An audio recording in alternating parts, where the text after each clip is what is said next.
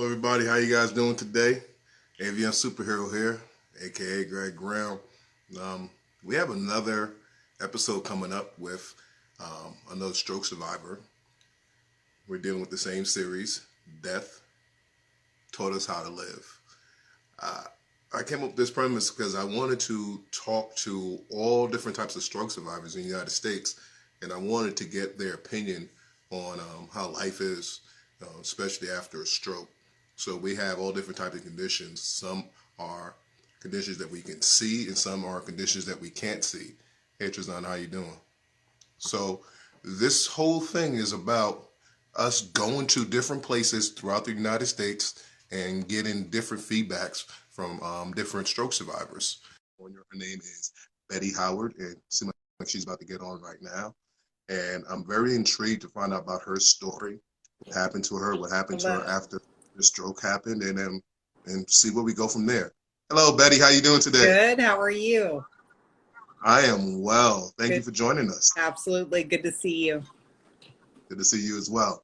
So, Betty, I was just telling the audience about what this whole thing is about that I'm trying to do.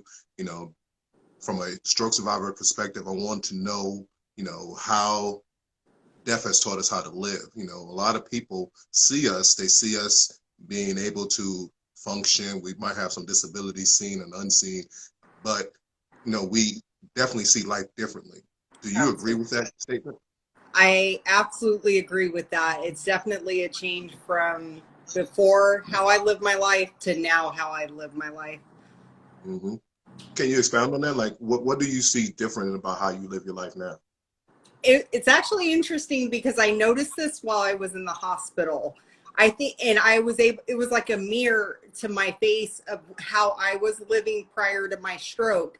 When you're living normal, so to speak, you're just going, going, going. We were overwork our bodies. We constantly stay busy, right? Definitely prior to COVID-19, people had very jam-packed, busy lives where it's almost like you're not really living it, you're just doing it. And Mm, after my stroke, and while I was in the hospital, one, I noticed I'm like, people don't listen to each other. While we're speaking, we're so busy to go on to the next thing that we don't really connect and hear each other. And after I came home, it was very important to me, which I was forced to, right? Like my body slowed down. I had to slow down.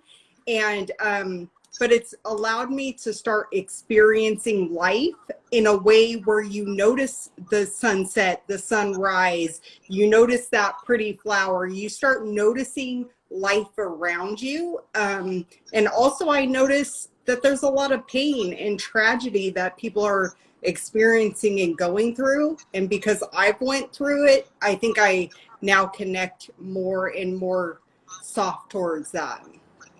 I'm glad you went down that road because I'm thinking about that too. It's like as a man, people look at me. I'm 6'3", 6'4", Yeah. 250 pounds. I'm like a very strong, strapping man, but I have a lot of things going on with me, and especially when I try to talk to people, talk to women, um, they look at me like, well, you need to take the reins and just go forward. But I'm really relying on them to actually help me out to have structure in my life, and they looking at me. But I'm realizing that a lot of people have mental illness themselves, Yeah.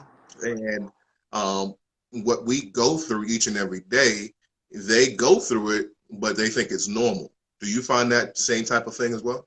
I noticed that as well. Definitely while I was working, there's different personalities in the office, and I think now I'm more in tune to when people have anxiety, it can be induced because of stimulation or lights, sounds, right? So now that I deal with deficits like that, you see that in children where they're overstimulated and people think, oh, they're being bad or they're being, a certain way, when in actuality, their bodies are overstimulated.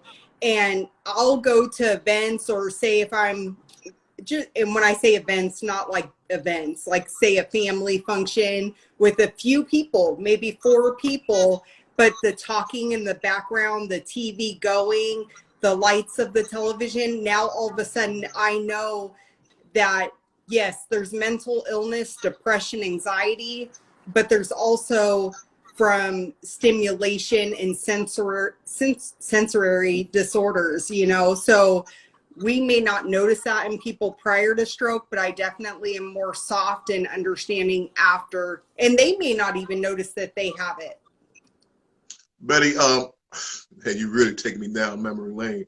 Like when I was in the hospital, I realized what depression was. I realized what anxiety was, and the first thing I came to my mind is like, man, I survived. Now I have to go back and deal with people that are really not normal. They are on some different level, and I have to try to come back to that level, try to fit back into society with my elements. I was going through a divorce and things of that nature. You know, did you feel that same type of way? I did. One thing that I noticed is hard for people to understand is one, there's a lot of loss around stroke, right? So loss of jobs, loss of relationships, loss of the ability to use your body. You know, we don't even know ourselves. We don't know this new body. It takes time. And people around you have a hard time with the sadness that comes with that, you know. And I explained it to my mother this way. I said, do you remember when you lost your job? Because there was a time she did. And she said, yes. Do you remember how devastating that felt? And then another example, do you remember when you went through divorce, how devastating that was? Yes. Okay. She hadn't experienced anything physical, so she couldn't understand that piece. But like I told her, I said, imagine all of those things happening at the very same time. And then on top of it, with no planning. With no heads up. And then on top of it, you're like under a lot of watch at that time, because your work knows that you're ill or in the hospital. So your family, the ones that never saw you, you know, in the last 5 to 10 years, they come out of the woodworks. So now you're grieving all these things and you have an audience. It makes it really hard and difficult. Okay. Let's step back for a second. What actually happened to you and when did this happen? Can you tell us about that? I sure can. I'll never forget. So my stroke happened on Cinco de Mayo of 2018. So while everybody else was enjoying festivities and, you know, barbecuing and things like that, I thought it was a good idea to go into work and get caught up for Monday. Maybe I'm a workaholic. I won't really tell you that. So I enjoy working, right? So I'm in there, I'm working. Now, prior to my big event, I was having numbness down my left side and my left leg. I was having that for months, and I did go to the doctors. And of course, you know, you think you're your own doctor where you look things up. And I said, am I having mini strokes? And, you know, that gets blown off because you're at a young age. So kind of young, you know. And long story short, I was having bleeds. And so every time my brain was bleeding, I was getting the numbness. Well, the day that my stroke happened, it was much more than I ever experienced. And that's when I lost the left side. So with these bleeds, you never felt any headaches, nausea, and anything like that? So what I did start noticing was some dizziness, which was different.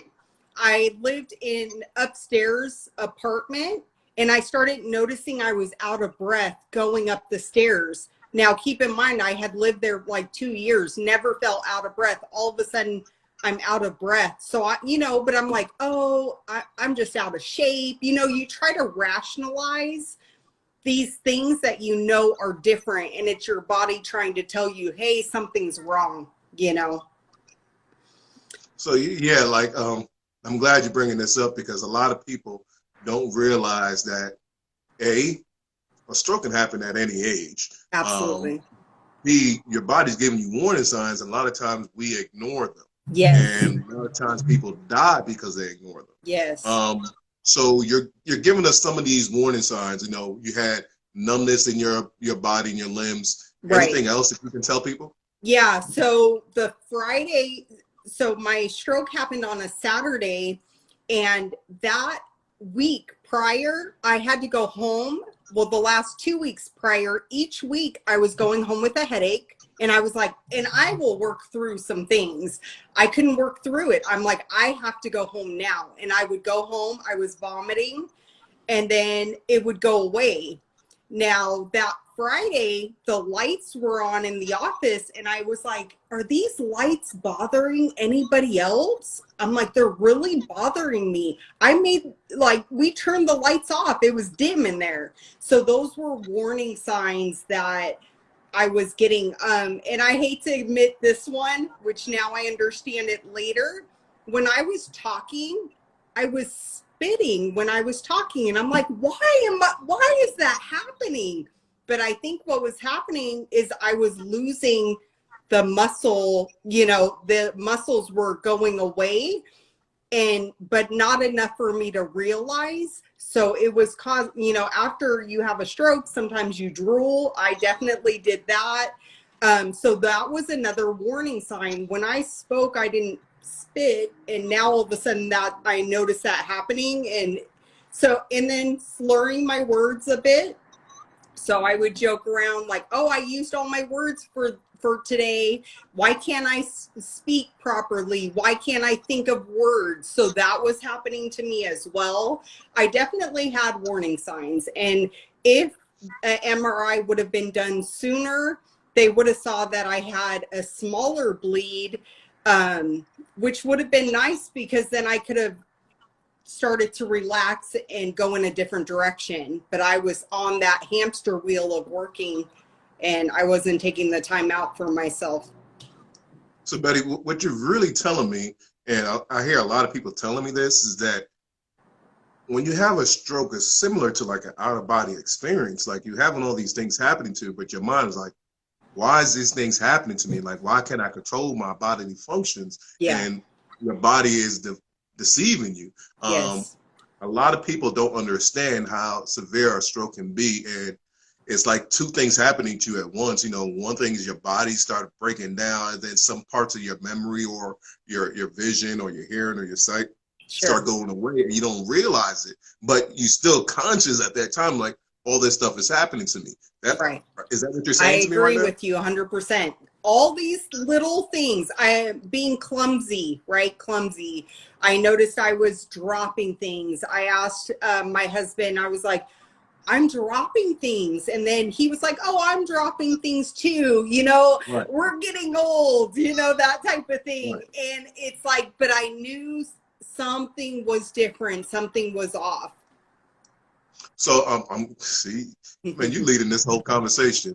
You brought up your husband. So yeah, after your stroke, how was your relationship with your husband after your stroke?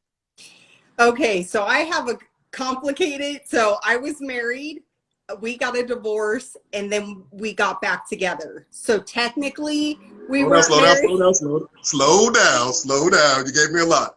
So you was divorced, and then you got remarried after you had your stroke? No. Before my stroke. So we were back together probably 2.5 years. And after my stroke, everything, it just crumbled. It crumbled bad in a way that I wasn't prepared for, in a way that I couldn't even imagine, right? And you're like, wait, this is a tragedy. This is a crisis. Every time families go through crisis, they deal with it differently.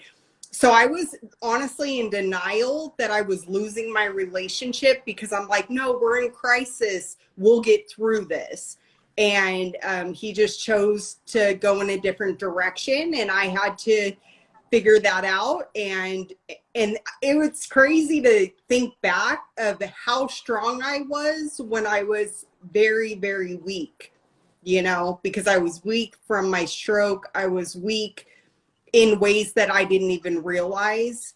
But I think it's our will to live, right? When you're saying your body's breaking down, but you keep going, there's something about our will to live. And I think that kicks in even after our stroke. Mm. Yeah, so welcome to the club. That's the same thing happened to me, Yeah. But something that I'm trying to grasp, and I'm glad you bringing it up because this is very similar to my story. I know when I got married, I was married since 2001, and Okay. after my stroke, things went to crap as well.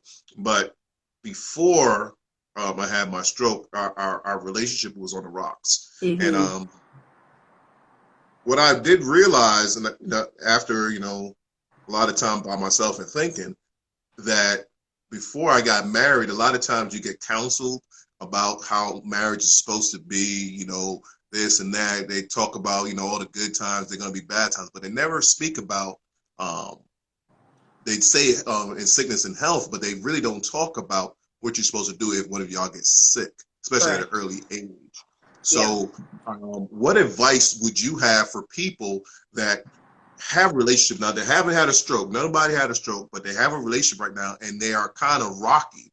What do you suggest they need to do to solidify their relationship in case something like this does happen? That's a great question. I think number one, we often shy away from problems. We don't want to face them head on. And I think a stroke or a tragedy almost makes you make that decision, right? So prior to a tragedy or a crisis, it's like maintenance, maintenance for your body, maintenance for your relationship. I think we need to check in with each other, make sure things are well, but also make a commitment to each other that if things are not well, we're both willing to fight for it. Because unfortunately, it can't work with one person pushing for the relationship and one kind of sitting back. So there has to be a commitment that we're both going to work at it. Right. So, Betty, I have another thing for you. When this was happening to me, I was driving my car and I thought I was going to die. And I asked God to let me live for my daughters. And I heard an answer clear as day. Okay, I'm going to give you some more time to live for your daughters. Wow. But the thought that I always had about my wife and I was that I was going to die with her, or she would be next to me or something like that. And we'll live our marriage together forever until one of us part. Right. But when that happened to me, something changed. I'm like, oh, I'm going to die, and she's not here, and she can't do anything about it. Even if she was here, there's nothing she can do about it.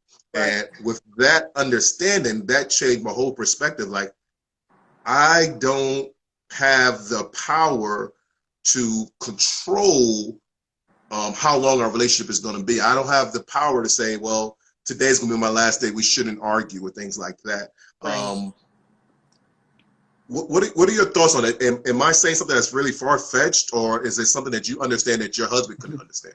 I think you're right. I think so often we feel very much in control of our circumstances, with work, with our kids, with our spouses. And unfortunately, there are things that hit your life that you would never even dream of, right? And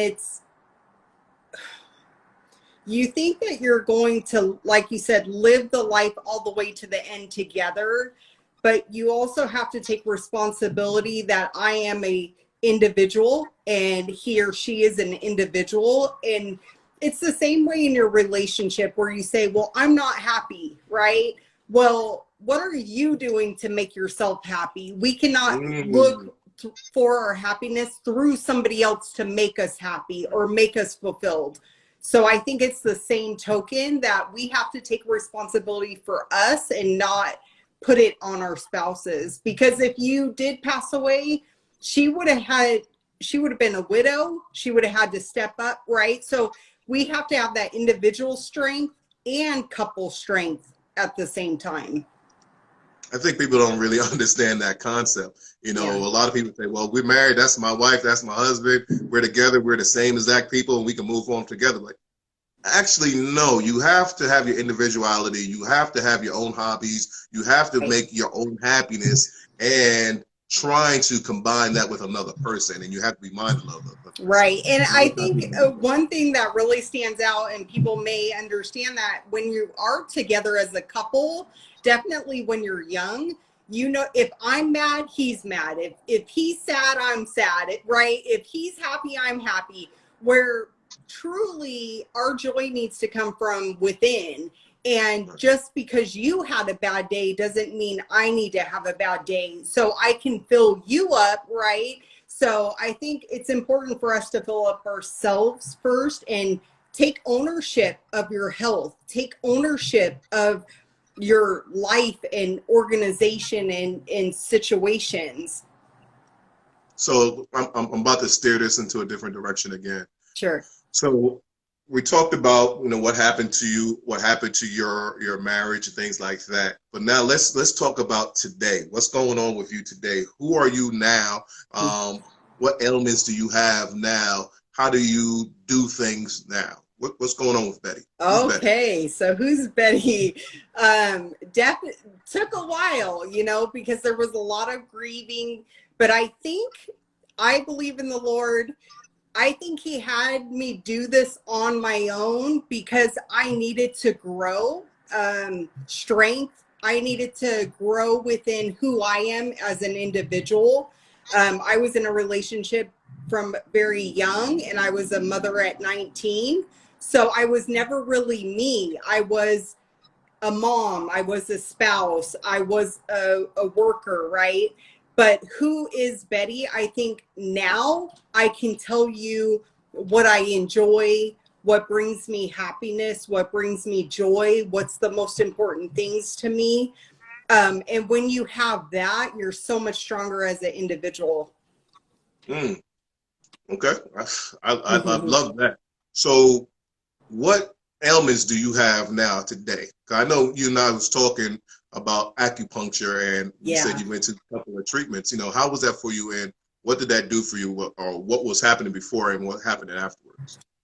So in regards to acupuncture, thank you for posting that post because that was my prompt to check it out for myself. Yeah. Absolutely love acupuncture. I would recommend that to every stroke survivor. And also say if there's been 2 years that's passed, never think, oh, I'm past my threshold. You know, I Ah, know as stroke survivors, we hear 6 months, a year, 6 months or a year. I'm almost 2.5 years. Well, I am 2.5 years, and I just started acupuncture and I already see results from it. wow. So our body wants to heal itself. So if you will do work, it will do its work. So it's hand in hand.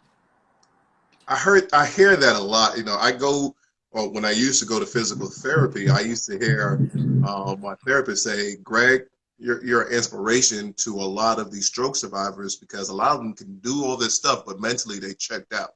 Right. And basically, what you just said right there is basically affirmation that people should keep on going no matter what. Like, I still get gains right now. Like, I'm surprised what I can do. That's And awesome.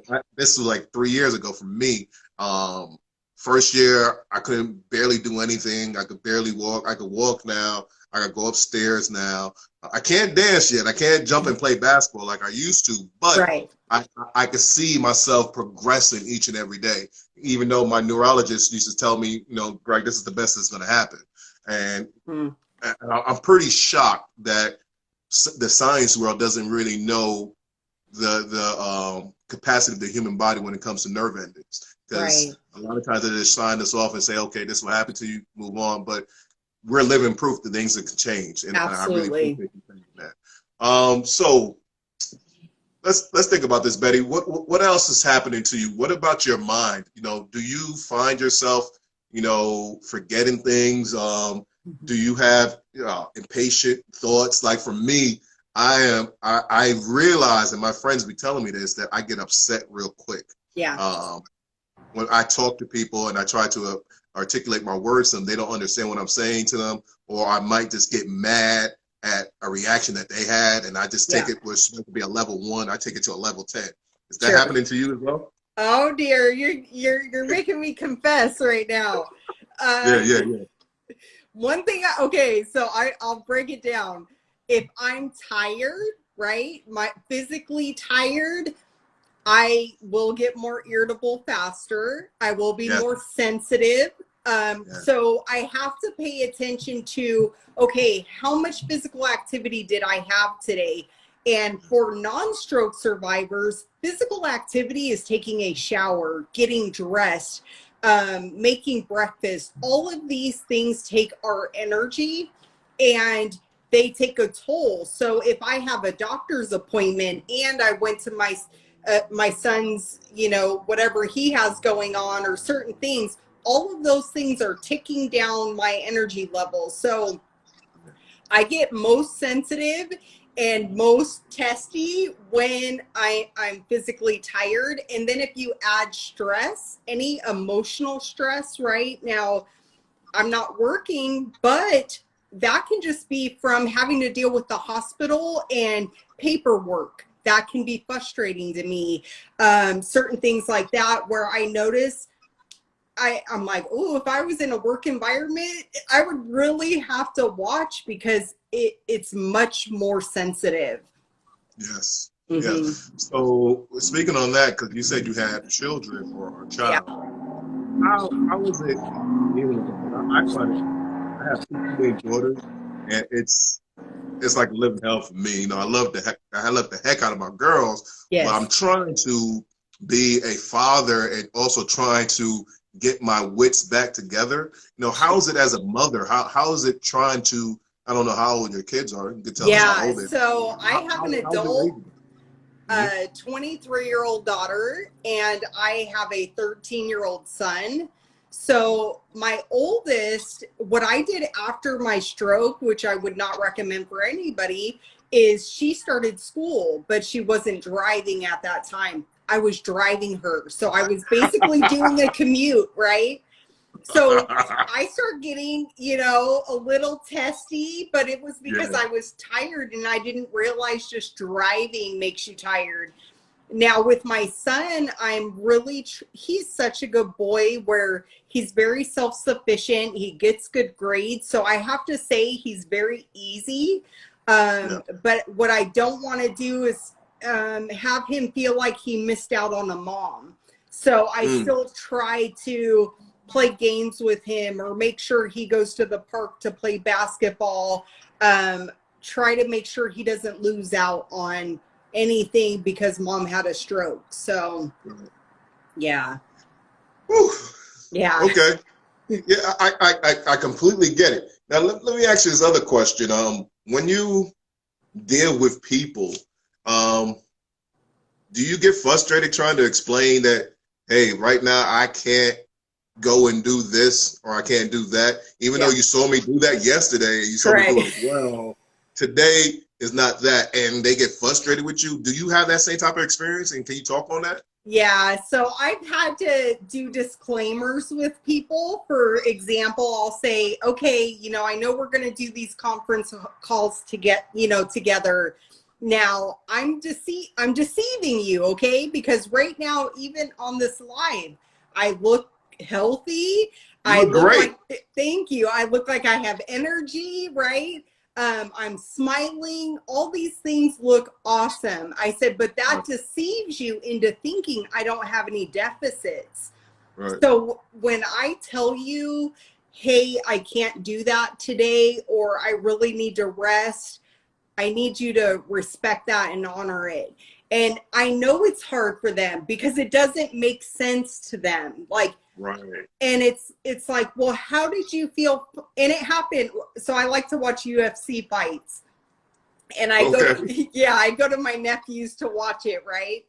Yeah. And so the fights were long and I was falling asleep at the last two fights, and my nephew's like, Aunt Betty, get up, wake up, wake up. And I'm like, dude, you do not understand. My brain is on overload. It's shutting down right now. and I'm like sitting on the floor trying to stay awake. Now, here's the thing. My body was telling me to go rest, but I Yeah. didn't. I stayed awake. I watched the last two fights, and then I was physically ill. And I think it was good for him to see that, because it Mm. helps him understand, like, wow, she was pumped, she was going, and within minutes it changed to where my body was done, but I pushed it, and then I was sick.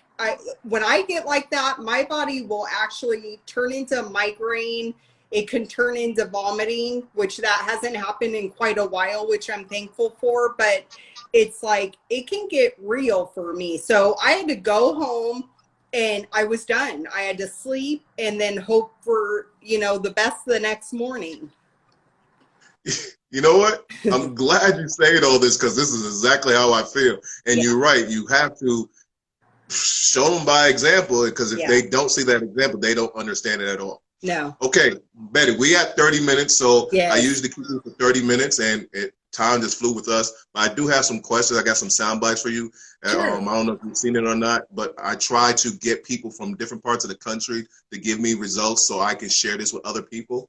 And I'm going to Absolutely. give you about 4 to 5, maybe even 6 questions. I want Okay. you to give me about 15 or 20-second clips about those questions. I'm not going to interrupt you until you're done.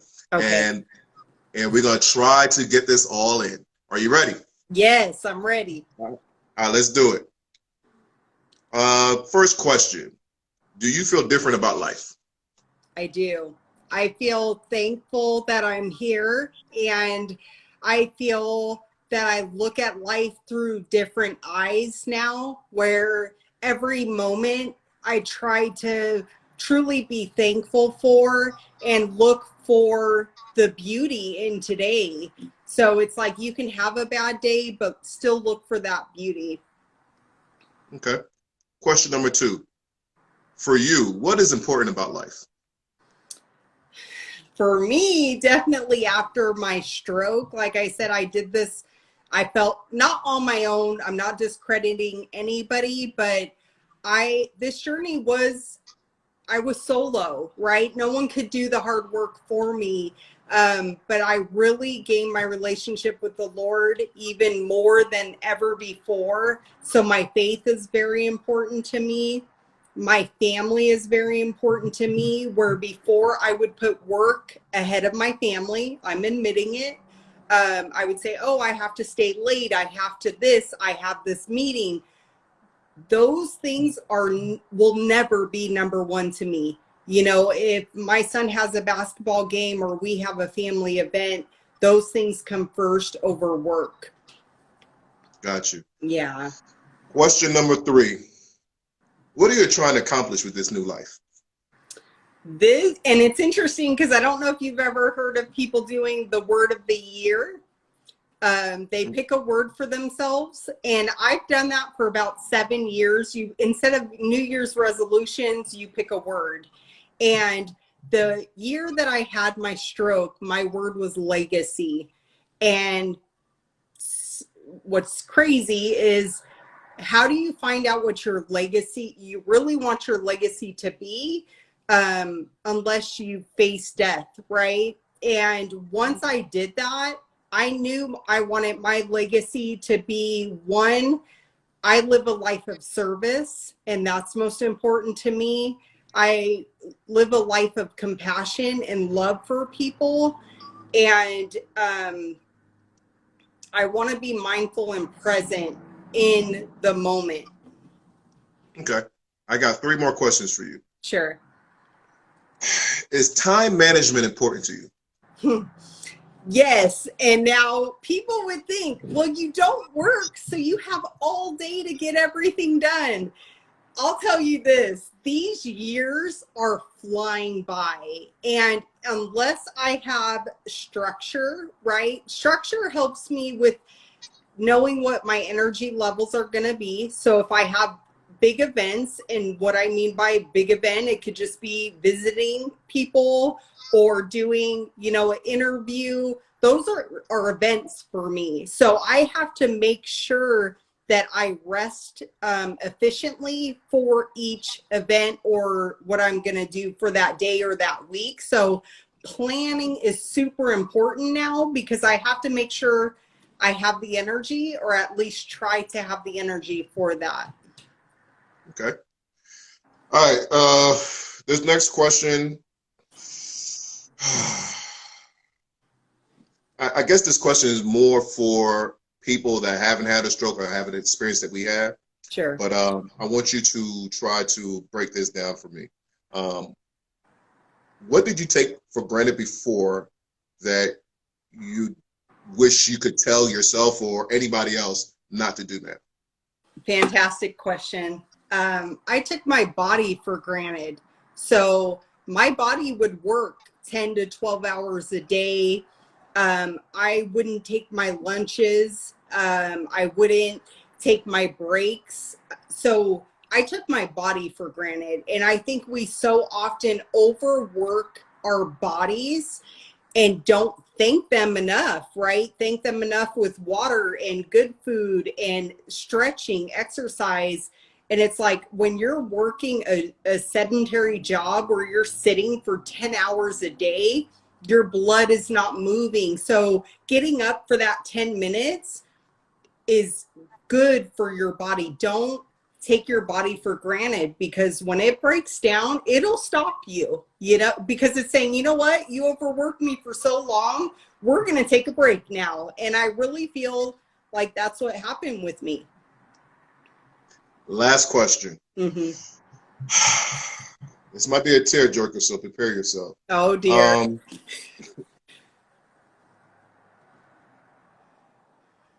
Who would most be impacted if you had died? And how Wow. has your relationship changed with this person now? Ooh. I would say,